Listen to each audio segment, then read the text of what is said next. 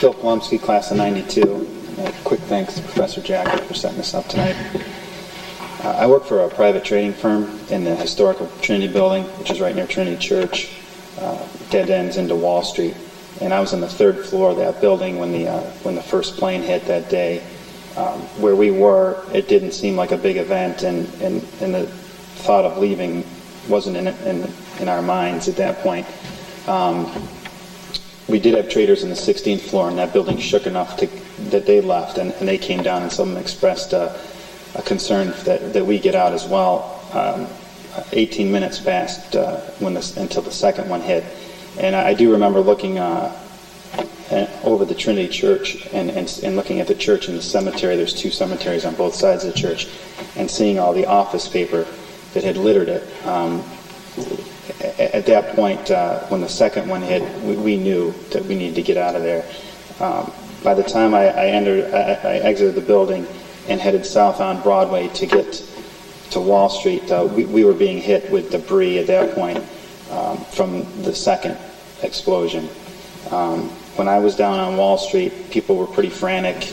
People were they were not sure what was going on. No one had any information, and people were trying to make cell phones, and they were jammed. I figured if they were blowing up buildings, I didn't want to be near the New York Stock Exchange, so I went away from the exchange and circled around to a spot that we had agreed to meet with at work, which is near this giant bowl on South Broadway. There were 12 or 13 of us from work, and I made the decision with a friend of mine to go back and volunteer. Ironically, it was a beautiful day. It was early in the day, and we figured we're not going back to work. Let's just go help. So my friend and I made it right up to the base, and at that point, enough time had elapsed where it was getting desperate. People were making the decision to jump out of the building, and we at that point could not go any further. When the smoke that had been at the one side started to engulf the building, and the circumference was now black, at that point I kind of realized it was getting desperate enough that this building was probably in trouble. And just by chance, the man who did hire me, not my friend who came back with me, who at that point was to my right, the man to my left was the man who hired me, and I had turned and said to him, if this building goes, we're going to regret standing here.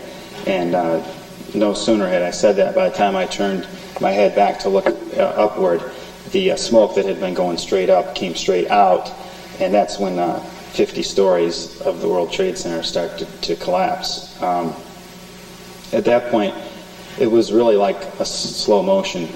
I remember a gasp in the crowd, and I remember people in layers starting to turn to run. And when it was my turn, it seemed like we were almost taking turns, but I turned to get out of there, and I went right off a curb and into a pile. There were some gentlemen who had fallen off the curb, and I landed on some men.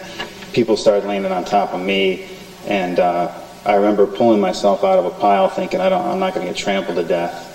And my legs were elevated in the air.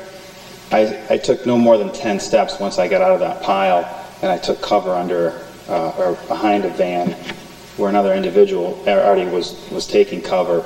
But I never saw smoke. I know people on TV, you see smoke coming down the alleyways and stuff, but I was too close. All we knew was just to take cover, and it came down like a hurricane. At that point, it was coming down so hard, I was wondering if getting buried was a possibility, not knowing what way the building had fallen. But then when it did stop, it was quiet, dead quiet. I remember opening my eyes up. I knew that they were open, but I saw nothing. It was complete blackness. And at that point, I realized I couldn't breathe. So I was having a problem breathing, and I felt that at that point, when I couldn't breathe, that now this is it. Smoke inhalation. This is how people die in fires usually, or smoke inhalation. So At that point, I had things go through my mind. I thought of my family. I knew I'd gone back on my own accord, and I was at peace with those decisions. I didn't have too many regrets, which is something that the only positive thing I can come away with right now is that I was prepared to die. But at that point, I remember looking up into the sky, thinking if I saw a little bit of light, maybe I can hold on 20 minutes and this will pass. But I saw nothing but blackness. By the grace of God, I made my way, which I happened just by chance to go in the right direction. I did trip over bodies. I remember landing on top of an individual who was motionless. I got up, I kept moving, and I saw some light. And then I made my way to this light, which was one of the buildings down there in the ground zero perimeter. Was the lobby that had intense lights on, and the windows had been blacked out. But I was able to get into the lobby, and at that point, when I could finally breathe, I thought, well, I could make it. But in the lobby, people were coming down panicking. They thought that building was going to collapse. At that point, was getting sick, and some other people were getting sick who had been outside. And eventually, I don't remember making the decision, but you didn't want to be in any building down there. And when I walked out into the street, it was like a nuclear holocaust. It was a green glow, and it was snowing lightly, kind of like a snowfall in northern Michigan. It snowed there yesterday. But at that point, people were walking around really kind of like zombies, and we were in shock. And I was in shock for at least 12-hour period, and ended up in the hospital with smoke inhalation. And lost 3 friends that day, 3 teammates I played hockey with. And their names are Teddy Maloney, Mark Bavis, and Richie Stewart.